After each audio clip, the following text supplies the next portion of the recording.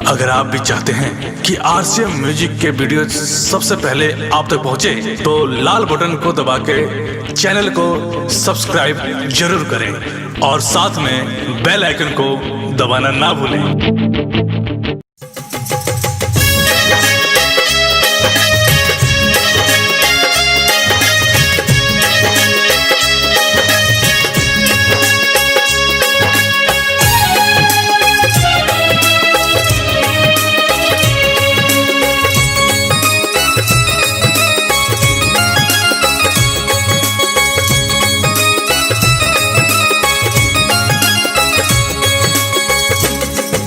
आइए मैं आपको एक कहानी सुनाने जा रही हूँ जिसमें स्वर स्मिता सिंह जी ने दिया है और ये कहानी ज्योति रघुवंशी द्वारा बताई जा रही है। आइए सुनते हैं इस कहानी को।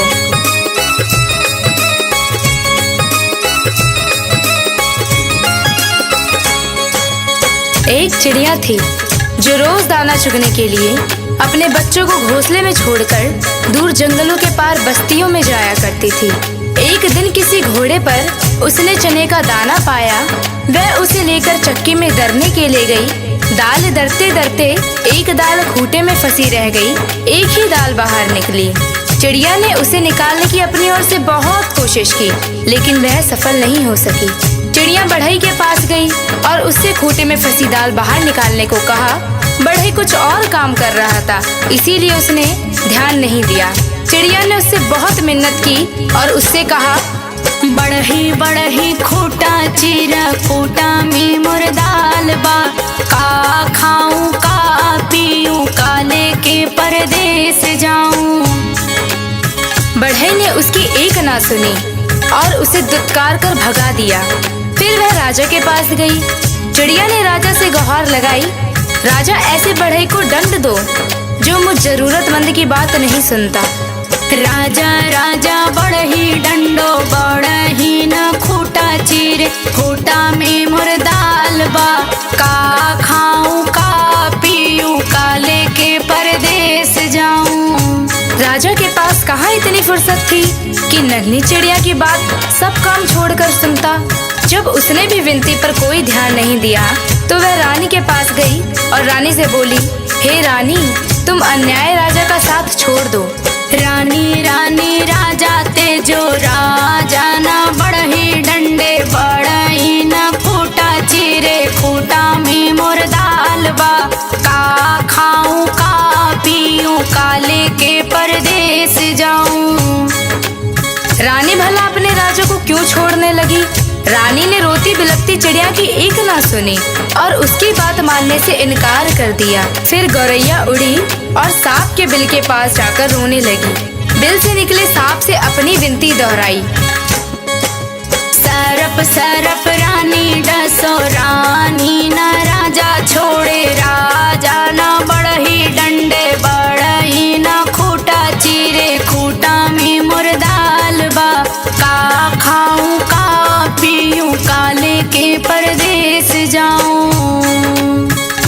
उसने अपनी राम कहानी सुनाकर विषैले सांप से कहा कि तुम जाकर उस रानी को डसो जो गरीब की गुहार नहीं सुनती। जो रानी सब कुछ जानकर भी हमें राजा से न्याय नहीं दिला सकी और ना ही राजा को छोड़ सकी, तुम जाकर उसे क्यों नहीं डस लेते? सांप ने भी उसमें अपनी असमर्थता जताई।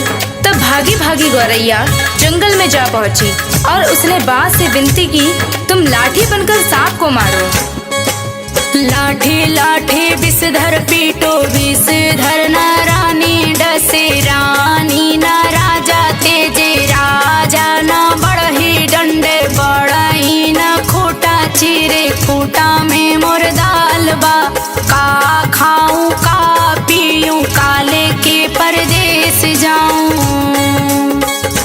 बांस की लाठी भी भला उस नन्ही गौरैया के लिए उस सांप से क्यों बैर मोल लेती?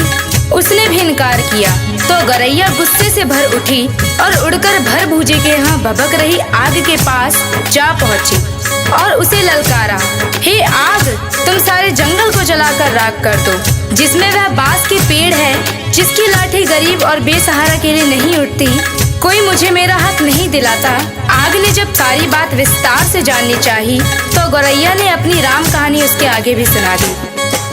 आग जारो जंगल ना लाठी पटवे लाठी ना विषधर मारे विषधर ना रानी डसे रानी ना राजा तेजे राजा ना बड़ही डंडे बड़ही ना खूटा चीरे खूटा में मुर्दाल बा का खाऊं का पीऊं काले के परदेस जाऊं।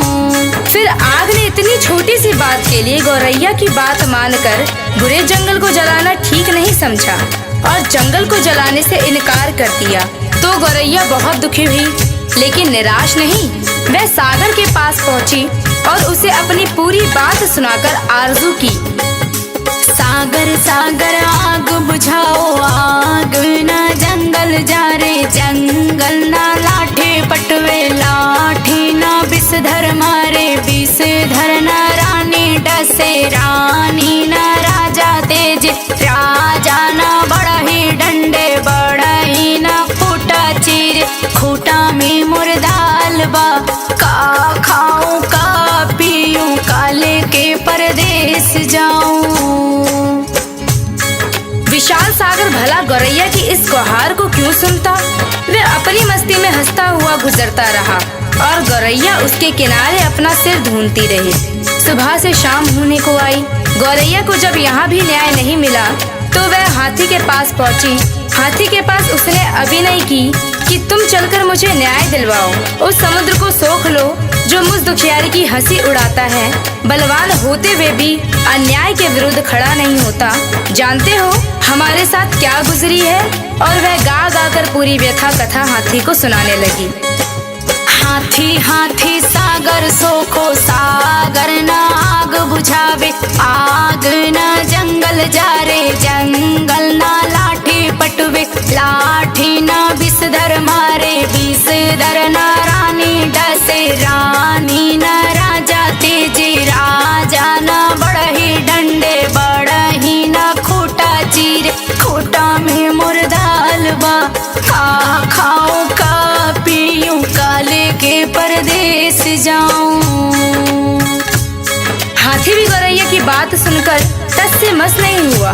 उसने भी उसका साथ नहीं दिया और उसकी बातों को हवा में उड़ाता हुआ अपने लंबे लंबे सूप जैसे कान हिलाते मस्ती में आगे निकल गया। अब नन्ही गौरैया का धीरज टूटने लगा। वह थक कर चूर हो गई थी। जहाँ की तहाँ बैठी लाचार सी होकर आंसू बहाने लगी। सारी दुनिया उसे अंधेरी दिखाई देने लगी। किस किस से उसने अपनी कहानी नहीं सुनाई, लेकिन किसी ने उसकी मदद नहीं की। बेसहारा लाचार की करुण पुकार पर कोई ध्यान नहीं देता। तभी उसके पैरों के पास एक नन्ही सी चींटी आकर उसका हाल पूछने लगी।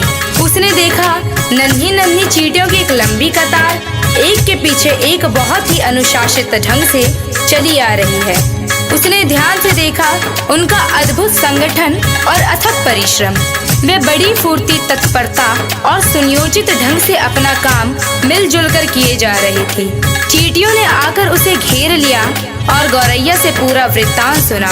सुनकर सहानुभूति के साथ बोली, बहन, इस दुनिया में रोने गिड़गिड़ाने से काम नहीं चलता और ना ही बैठकर आंसू बहाने से कुछ होता है। हिम्मत हार कर बैठना तो कायरता है। चलो चलो हमारे साथ, हम न्याय दिलाएंगे, कोई रास्ता निकालेंगे।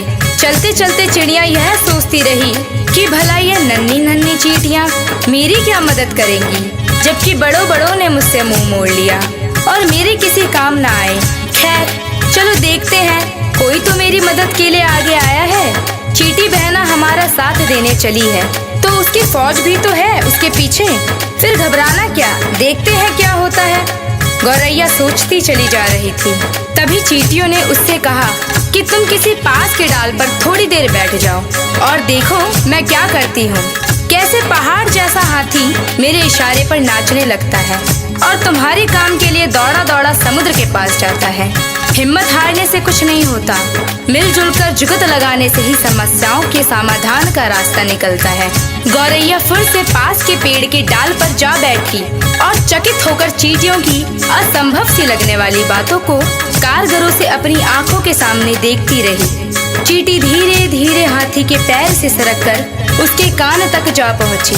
हाथी अपने सूप जैसे कान हिलाता सूंड से अपने माथे पर फूंक मारता आता ही रह गया और चींटी उसके कान में घुसकर उसे तंग करने लगी और उसे समझाने लगी, बड़े बड़े बलवान यदि अपने बल अहंकार में चूर होकर दीनहीन छोटों की सहायता ना करे तो उन्हें भी भान होना चाहिए कि काम पड़ने पर छोटे भी यदि अपनी आन बान के लिए अड़ जाए तो बड़ों बड़ों के लिए संकट पैदा कर सकते हैं। अभी तो मैं अकेले आई हूँ, किंतु मेरे पीछे असंख्य चींटियों की लंबी कतार चली आ रही है। कहीं सबने एक साथ चढ़ाई कर दी तो लेने के देने पड़ जाएंगे। अपने प्राण संकट में क्यों डालते हो? मेरी नेक सलाह यही है कि तुम सीधी तरह चलकर गौरैया का काम करो, नहीं तो आगे समझ लो मरता क्या ना करता। हाथी झुंझलाहट और घबराहट में चींटी की बात मानने को लाचार हो गया। वह यह कहते हुए गौरैया के काम के लिए सागर को सोखने को तैयार हो गया।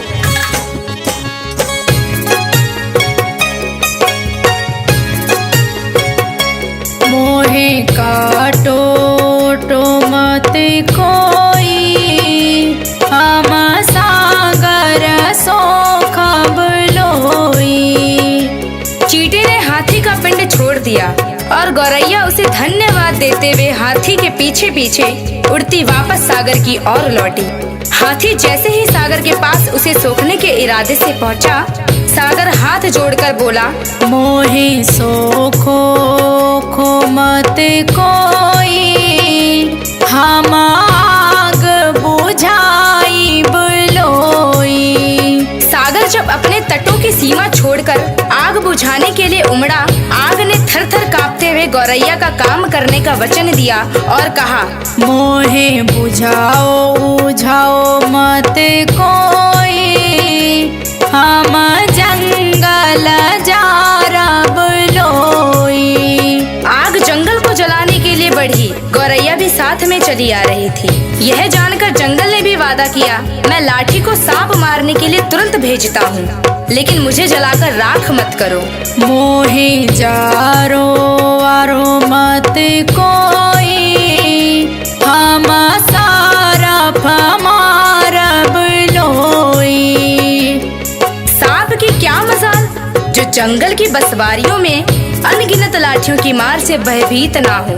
उसने भी बिल के बाहर आकर गौरैया को भरोसा दिया, मोहे मारो वारो मत कोई, हम रानी के डासब लोई। रानी ने जब सांप को महल में आते देखा और उसके साथ गौरैया को आते देखा तो वह पूरी बात का अनुमान कर पसीने पसीने हो गई। उसने हाथ जोड़कर विनती की, मोहे डसो सो मत कोई, हम राजा के तेजब लोई। रानी के उस वचन के बाद भला राजा क्यों अपने हट पर टिकता? उसे तो गौरैया की धीरज, अथक परिश्रम और सूझबूझ का समाचार मिल चुका था। उसने अपनी लापरवाही और अन्याय के लिए क्षमा मांगते हुए फौरन बढ़ई को बुलाने का वचन दिया और कहा, मोहे तेजो जो मत कोई, हम बढ़ई के दंडब लोई। फिर क्या, बढ़ई ने राजा के सामने आकर गौरैया की बात ना मानने का अपराध कबूल किया और थर थर कांपते हुए राजा से गिड़गिड़ाकर विनती की, मोहे डंडो डो मत कोई, हम खूटा के चीरब लोई। गौरैया को और क्या चाहिए था? गौरैया बढ़ई के साथ उस चक्की के खूंटे के पास पहुंची जिसमें चने की दाल फंसी हुई थी। बढ़ई ने खूंटे से दाल निकाल कर दी और गौरैया उसे अपनी चोंच में लेकर अपने घोंसले में जा पहुंची, जहां उसके नन्हे नन्हे बच्चे जब से वह गई थी उसकी राह में आंखें बिछाए भूखे प्यासे बैठे थे। बच्चों ने चहचहाकर उसका स्वागत किया और वह अपनी चोंच से चने का दाना अपने बच्चों को खिलाने लगी और गुनगुनाकर पूरी कहानी सुनाने लगी कि कैसे उसने अपनी हिम्मत से काम लिया, बड़ों बड़ों ने उसकी बात मानकर उसकी मदद की, लेकिन जब वह केवल रो गिड़गिड़ा रही थी तो किसी ने उसकी बातों पर ध्यान नहीं दिया। मदद के लिए आगे आई तो वे चींटियां जिसकी संगठित सेना के सामने हाथी भी लाचार हो गया। सच ही कहा गया है, सब उसी की मदद करते हैं जो स्वयं अपनी मदद करना जानता है। डाउनलोड कीजिए RCM music official app play store से। RCM म्यूजिक के सारे ऑडियो वीडियो डाउनलोड करने के लिए